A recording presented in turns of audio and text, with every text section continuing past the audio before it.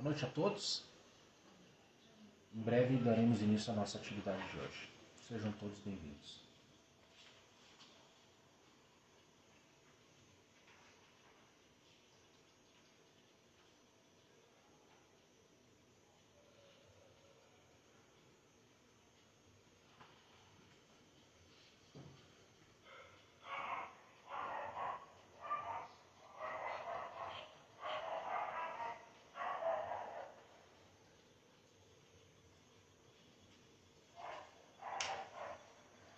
Boa noite a todos, sejam todos muito bem-vindos no nosso encontro presencial e também aos nossos irmãos que estão reunidos aqui conosco de forma virtual, através da plataforma do Facebook. Vamos aguardando mais alguns instantes até chegar o nosso horário. Enquanto isso, vamos providenciando a aguinha para ser magnetizada.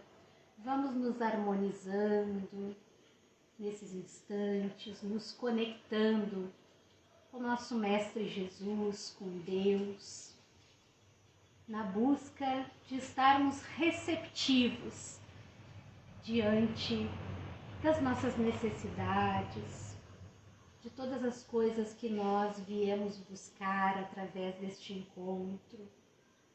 Vamos mentalizando tudo aquilo que nós queremos alcançar, especialmente a paz, a harmonia íntima, o equilíbrio, uma conexão mais plena com o nosso anjo de guarda, com os mentores espirituais que nos assistem. Vamos buscando então esta sintonia até que chegue o horário do início do nosso trabalho para sermos disciplinados, conforme foi ensinado por Emmanuel a Chico Xavier. Disciplina, disciplina e disciplina. Começamos a disciplina pelas questões dos horários.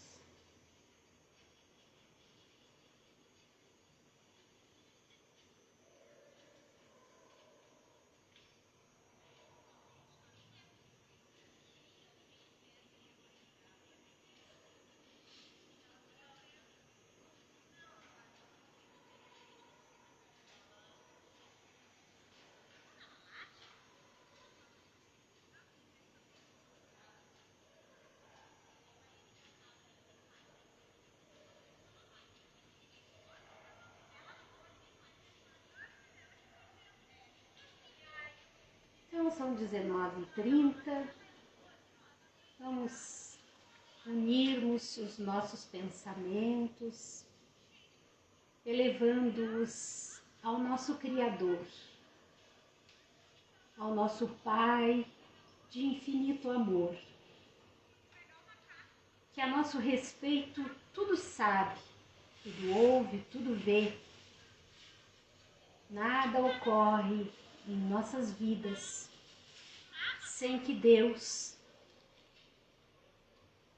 saiba. Sabe também quais são as nossas legítimas necessidades. Colocamos-nos então neste instante em suas mãos,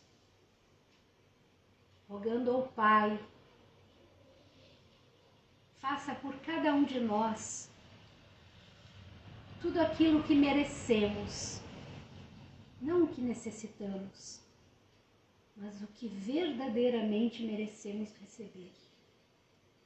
Sejamos confiantes na justiça divina e na assistência espiritual que se faz nas nossas vidas. E assim, convictos da presença da espiritualidade de amor e da proteção divina, pedimos permissão para iniciarmos o nosso trabalho da noite de hoje. E hoje nós teremos o nosso irmão Marcelo para fazer a nossa explanação evangélica. Os ricos podem ser salvos? É a pergunta É a indagação que vai direcionar o trabalho do Marcelo. Bom trabalho, Marcelo. Obrigado, Regiane.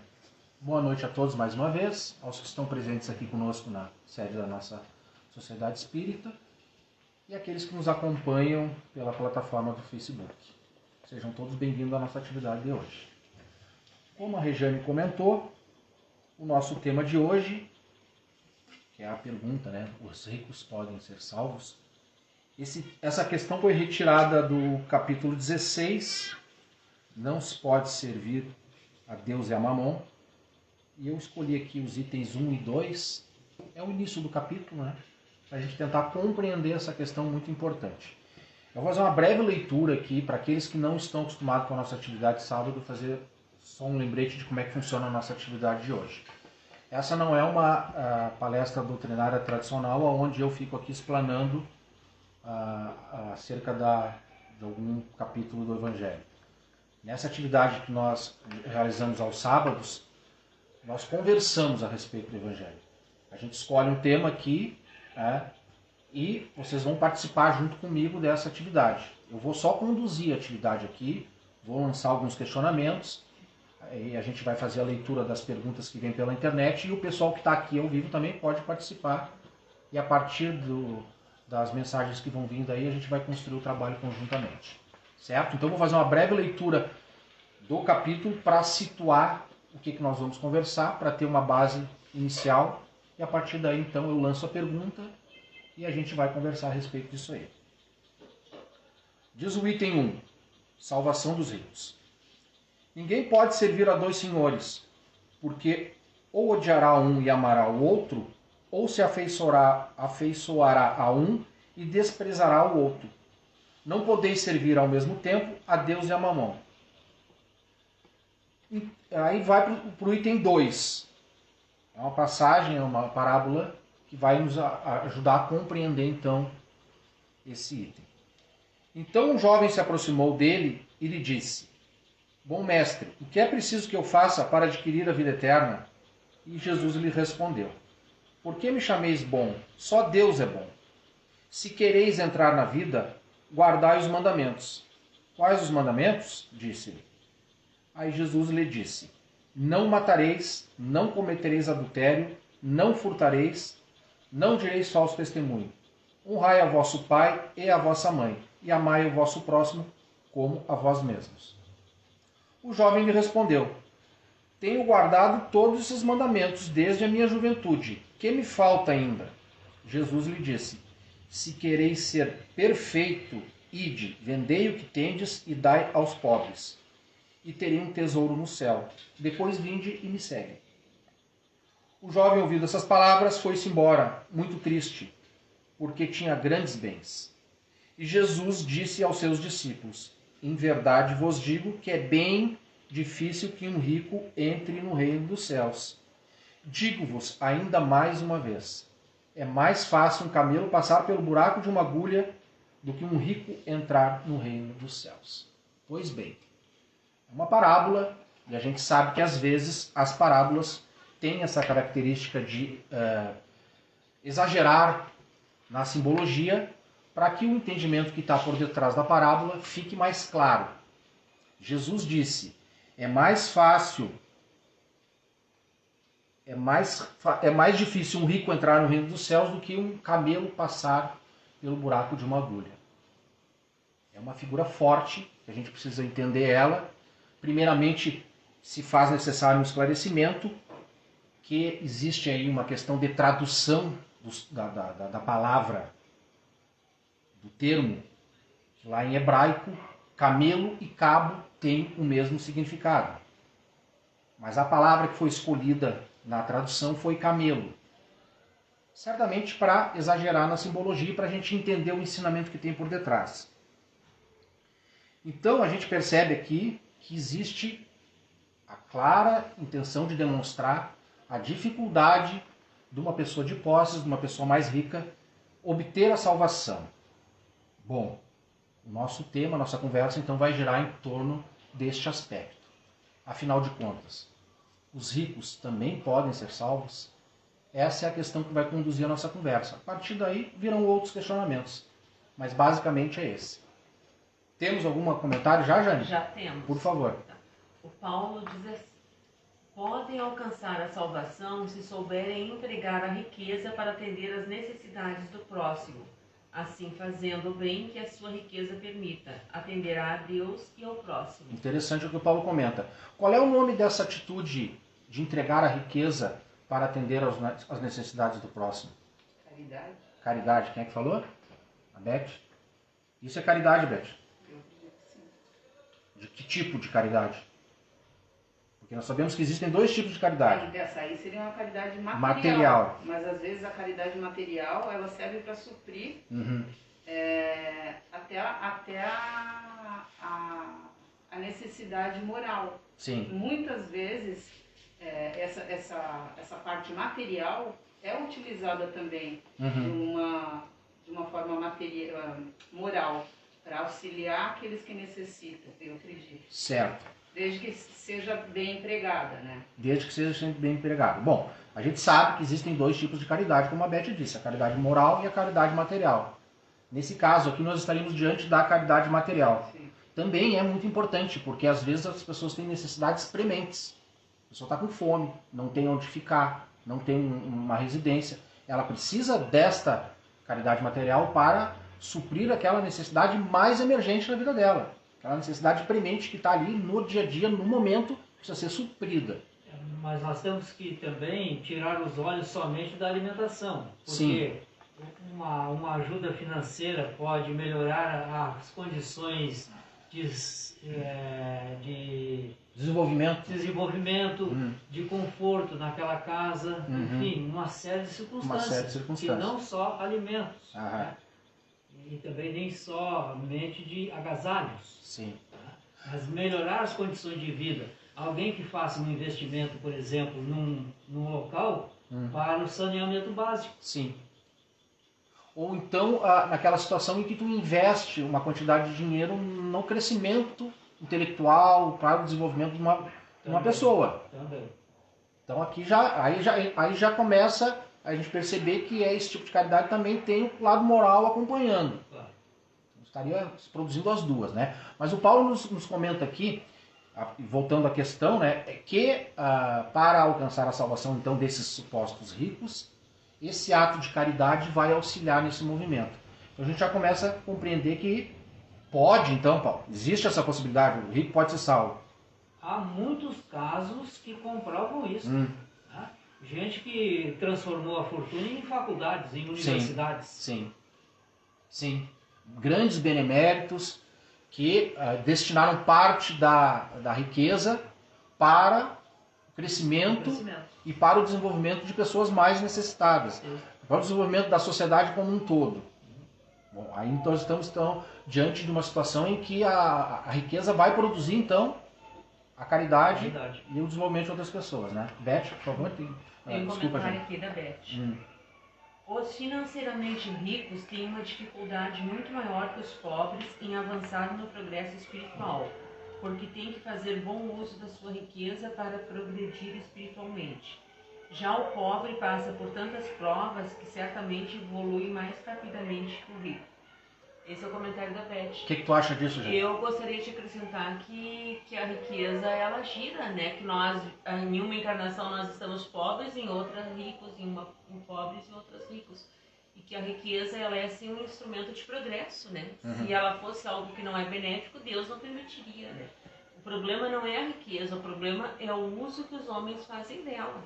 Mas a riqueza, o dinheiro, é instrumento de progresso. Certo. Então, o que a Jane e a Beth, em suma, estão dizendo é que nós, nessa existência, né, que a gente sabe que nós temos e teremos diversas existências. E as provas, elas são diversas. Eu posso, nessa existência, estar diante de uma prova de riqueza. Numa outra existência, eu posso ter tido uma prova de pobreza. A diferença, então, é o que eu faço diante dessa prova. Exato. A atitude que eu tenho diante dessa situação que eu estou inserido. Isso, então, é o que importa. O que importa, eu acho que é a moralidade, né? A questão moral, porque tu pode ser uma pessoa muito rica, né? E usar a tua riqueza, como eu disse, para gerar progresso, para promover a ajuda a outros semelhantes. Tu é rico. né? E o outro lá é muito pobre e está se dedicando ao mal, está fazendo coisas erradas, tá? Então não é a riqueza ou a pobreza. Não é a pobreza ou a riqueza que define, né? É a moralidade. É a atitude individual. É a questão moral, exatamente. Certo. Perfeito. Luiz, por favor. Na verdade, no Evangelho tem duas passagens, né, sobre riqueza. Tem lá no Evangelho, não. Tem uma no Evangelho e a outra no Céu e o Inferno, que é uma obra básica também. No Céu e o Inferno tem o depoimento da condessa Paula. Ela rica, milionária, né? E ela, ao desencarnar, é recebida com grandes louros no plano espiritual, porque ela respeitava todos aqueles seus súditos. Respeitava a pobreza, respeitava um grau de evolução, né? Ela pagava os salários em dia, não, todos aqueles que estavam necessitados ela ajudava. E tem o depoimento do Evangelho no capítulo 2 da Rainha de França, que ao desencarnar, ela viu aqueles que tinham uma posição bem mais baixa no seu reino, muito mais elevados do que ela. Então, uma valorizava os títulos e a outra valorizava a sua condição como instrumento de progresso dos outros. É bem interessante esses dois depoimentos. Uhum. Uma, né, usava a moralidade e, acima de tudo, o respeito com aqueles que estavam à sua volta. E a outra valorizava os títulos. Certo. Que ela vê, então, no reino, pessoas que tinham posições humildes, bem superiores a ela. Certo. Não sei se deu para o pessoal ouvir aí em casa, mas eu vou tentar resumir assim, em poucas palavras o que o Luiz nos disse. Ele nos trouxe dois exemplos. Acho que esses exemplos estão lá no Céu e Inferno, naquele capítulo lá onde menciona o estado atual das pessoas que viveram, né, com riqueza nessa existência.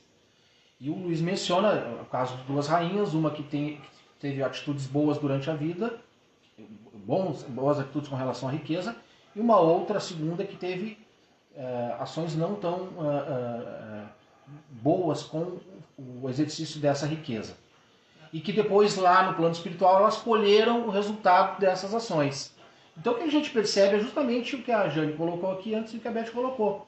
Não é a riqueza ou a pobreza que vai definir o nosso estágio posterior no plano espiritual quando desencarnarmos, mas sim o bom uso ou não desses instrumentos que nos são colocados à disposição nessa existência.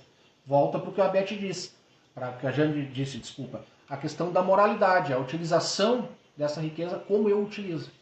Pois não, Paulo? Nesse caso, ambas tinham as mesmas condições sociais. Uhum. Tá? Sim. Uma agiu com humildade e a outra com orgulho. Com orgulho. Orgulho e egoísmo, né, Paulo? Também. Então, fica mais claro ainda, porque a posição social e a disponibilização da riqueza eram idênticas. O que diferenciou elas depois foi justamente a atitude que ela teve nessa vivência. Tem mais comentário? Quer falar? Não, você fala. Não, eu aqui estava pensando, Marcelo, que Jesus também falou muito pouco das coisas materiais, Sim. né? Aí quando ele fala pobres de espíritos, sim, né? Uhum. Será que aí ele não está falando também de espíritos ricos de imperfeições? Sim, com certeza. Com né? certeza. Não Boa levar colocação. só para o lado da matéria, Uhum. não é só a questão financeira. É a questão também das nossas imperfeições. Eu sou rica de imperfeições. Eu tenho muito orgulho, muita vaidade, muito isso. Então vai ser difícil entrar pela porta. Sim, compreendo exatamente o que tu está colocando, porque a nossa riqueza não é só material. Para eu entrar no reino dos céus segundo Jesus, eu tenho que ter uma riqueza moral. E somos ricos de Será que espírito somos? quando nós temos todas as imperfeições. E a gente leva tudo isso à questão financeira, que não tem nada a ver. Uma pessoa financeiramente bem pode ser pobre de espírito, porque tem bastante virtude. Perfeito. Muito bom, Rosane. A riqueza é das mais difíceis provações que alguém pode vivenciar aqui na Terra, porque ela vem com um pacote de tentações. A pessoa que que está ali abastada de dinheiro, ela está muito mais suscetível a vivenciar todo o tipo de tentação, né? Isso está escrito pela espiritualidade. O que se faz da riqueza é que vai fazer toda a diferença. A gente tem, ao longo da história, exemplos, o Paulo fala daquele que pega a sua riqueza e constrói uma universidade.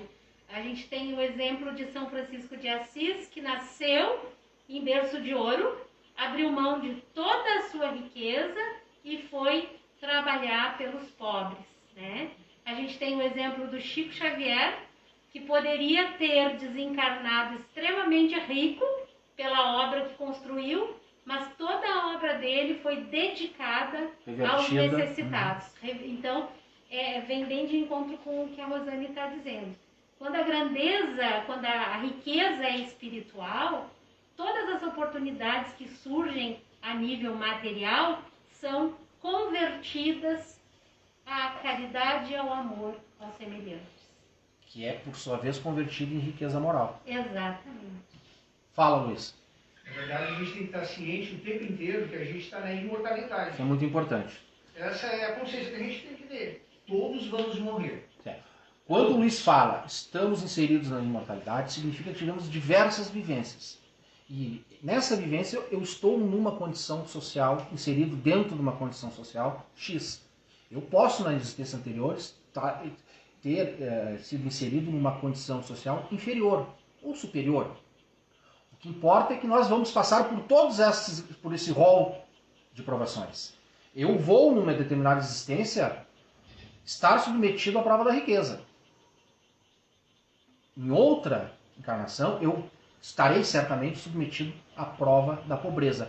Porque essa variedade e essa rotação de provações é necessária para que eu trabalhe as minhas imperfeições. E eu não vou conseguir trabalhar determinadas imperfeições se eu não passar por determinado tipo de prova. E temos que entender também que a prova está adequada à capacidade da criatura superar ela. Superar, exatamente. Nunca ser submetido pela prova. Exatamente, Paulo. Ser subjugado pela prova. Mas ou seja, não há desculpa para não superar as provas em que estamos inseridos. Se eu venho inserido numa dificuldade extremamente miserável, financeiramente, economicamente, isso não retira o meu dever de superar, de alguma forma, essa aprovação. Superar, que eu digo, não é ficar rico, não é ficar milionário. Superar é viver bem dentro da prova que eu estou inserido. Moralizar-se. Moralizar-se.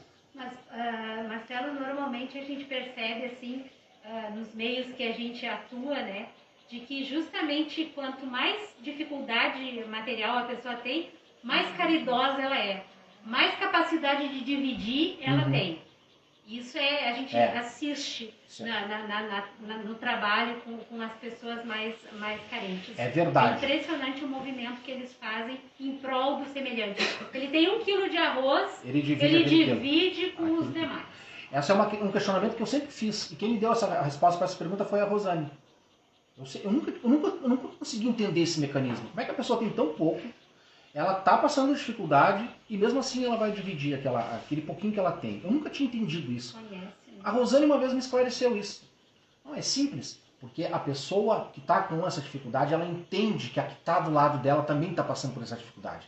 E ela, ao sentir os resultados daquela dificuldade, ela se coloca no lado daquela pessoa, tem o sentimento de empatia e não quer que aquela pessoa que está do lado dela sofra. Daquela forma como ela já sofreu também, por isso que ela divide. Ao contrário da pessoa que vive na riqueza, que não compreende esse sentimento de necessidade, não vive essa dificuldade e tem mais dificuldade de se colocar no lugar dessa pessoa. Temos? Então vamos adiante. Tusnildo. Na prova da riqueza, o propósito de vida deve estar conectado na transformação e evolução na vida do outro.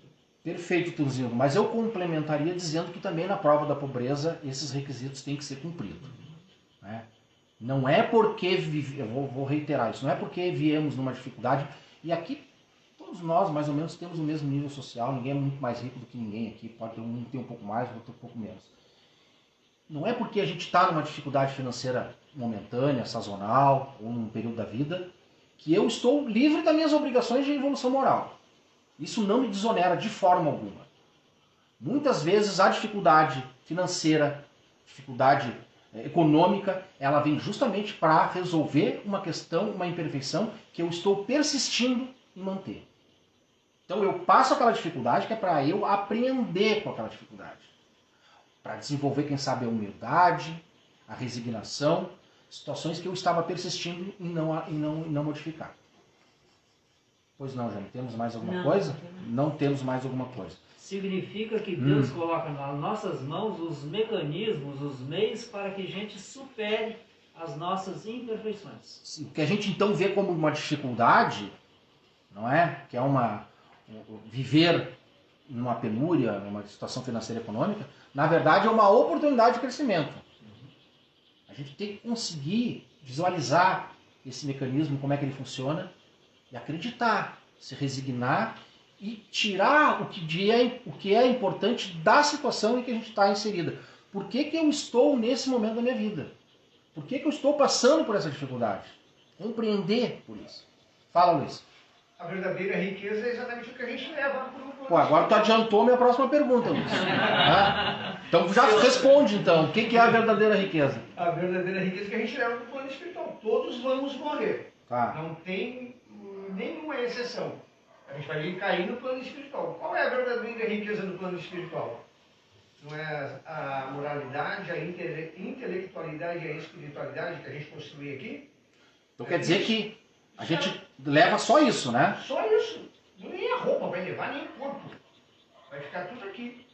Então, isso a gente tem que ter ciência e tem que estar presente isso em todos os momentos nas nossas relações do cotidiano.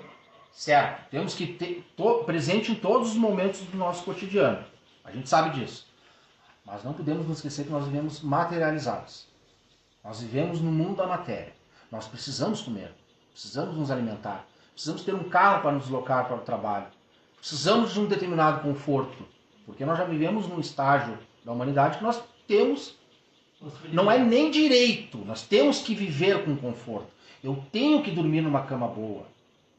Eu tenho que descansar o meu corpo. Eu tenho que ter lazer.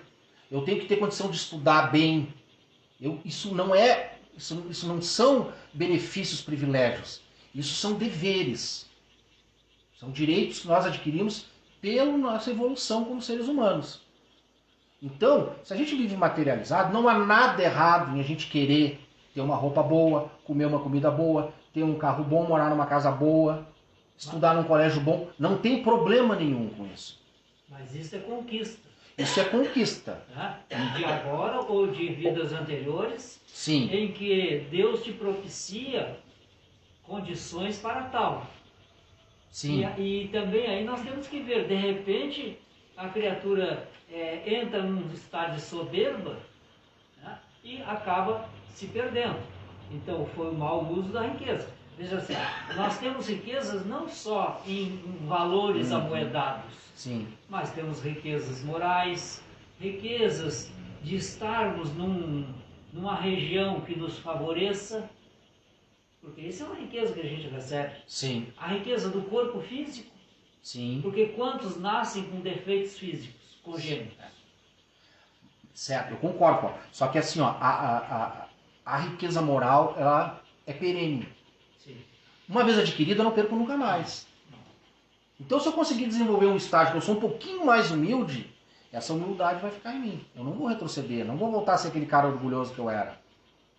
Porque eu já adquiri.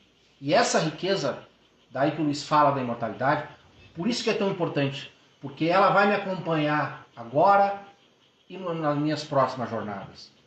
Então, vejam bem. Aí a importância da gente escolher qual riqueza que a gente quer. A gente vai botar todo o nosso esforço em obter uma riqueza que vai ficar conosco só aqui agora nessa encarnação, uma riqueza material, ou eu vou investir na obtenção de riquezas morais que vão me acompanhar daqui para sempre. Eu acho que ele tem que ser um pouquinho inteligente na hora de fazer essa escolha, né? A gente tem que viver no mundo sem ser do mundo. Sim. O que significa isso? Está aqui todas as coisas materiais, eu tenho que viver essa realidade. Mas sem ser do mundo, seguir significa fazer bem, bom uso disso. E ter a ciência, né, Luiz, de que essa vivência ela não é a única. Minhas atitudes aqui terão reflexos posteriores.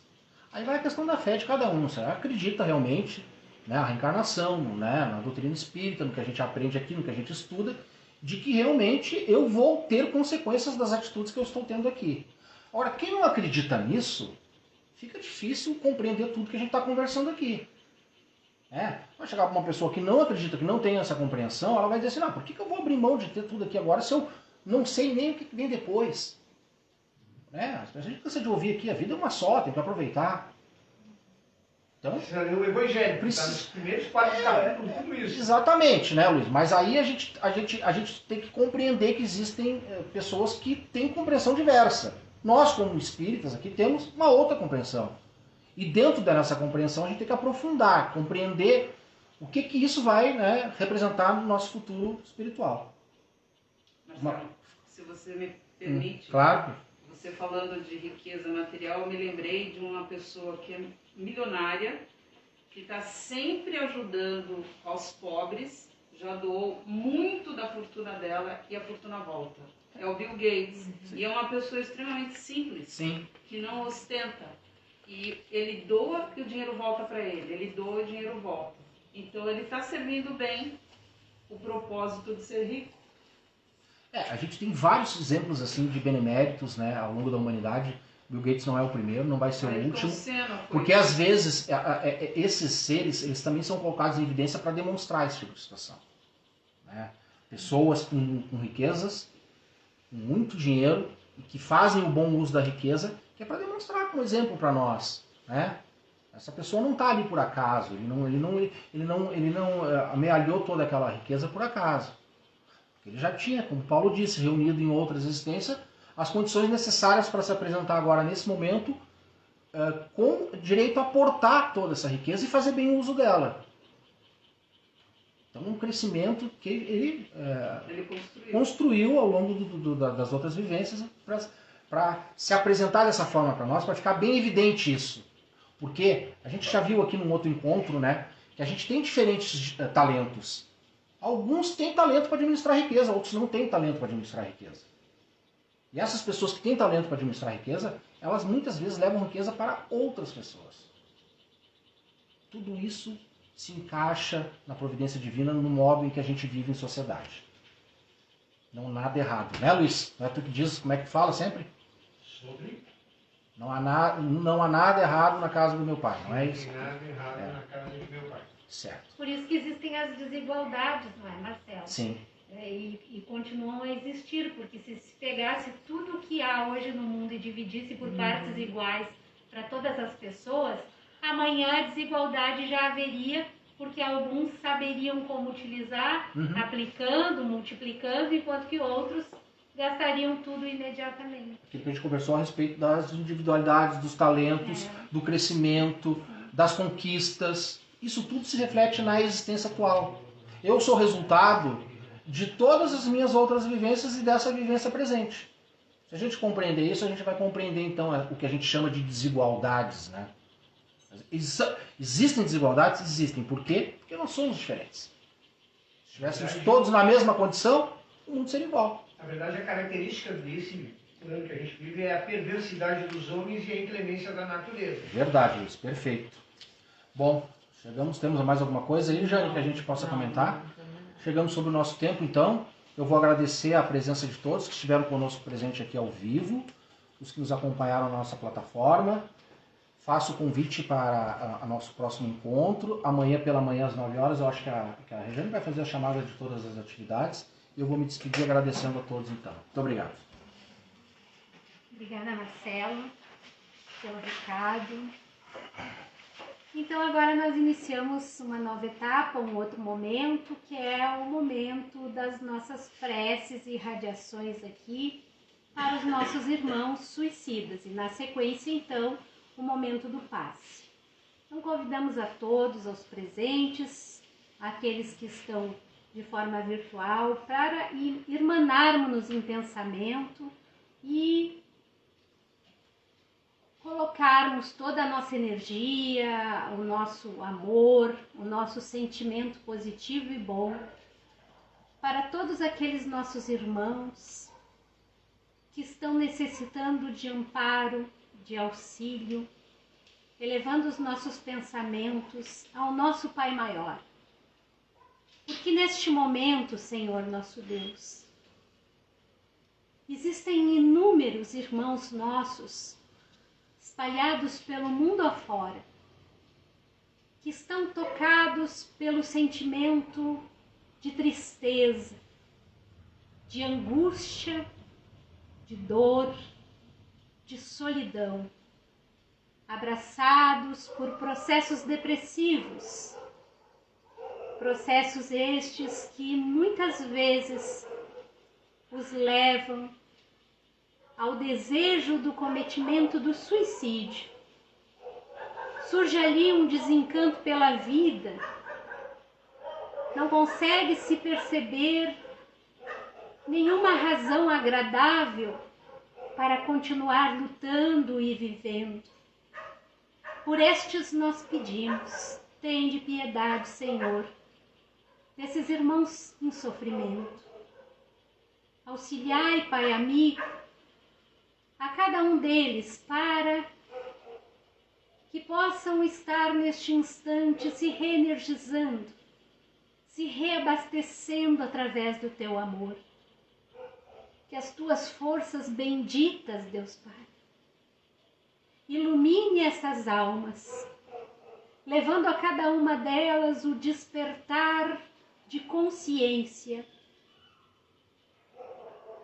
que consigam esses nossos amados irmãos perceberem a grandeza da oportunidade que recebem, que o socorro lhes possa chegar através de uma mão amiga, de um ombro, de uma palavra, de um sorriso, de um abraço, de um livro, de uma mensagem, seja qual for o instrumento, mas que eles despertem, que a paz possa brotar dentro destas almas que estão sobre as sombras. Senhor, mas além destes que estão vivenciando a depressão e o desejo do cometimento suicida, existem muitos dos nossos irmãos que já praticaram, que já se despediram desta vida por esta porta ilusória, enganadora, porque sabemos as dores não cessam com o término da existência física, pois que a morte não mata a vida, a morte mata o corpo apenas, e a vida continua, e a alma permanece, com sofrimentos atrozes, carregando agora ainda mais o peso de terem atentado contra a própria existência. A cada um destes que estão no tormento da prática do suicídio, que a sua luz bendita, Senhor Deus, possa levar a estes irmãos o alento, para que percebam a necessidade da transformação, para que percebam a necessidade, como aqui muito bem foi dito, de desenvolverem o sentimento de gratidão diante da vida que neste momento pulsa no seu ser. Que consigam ter olhos de ver todos os benefícios que receberam através da existência. E despertem para o desejo sublime da continuidade, pois que não tem outro caminho, Senhor. É necessário termos forças, termos fé,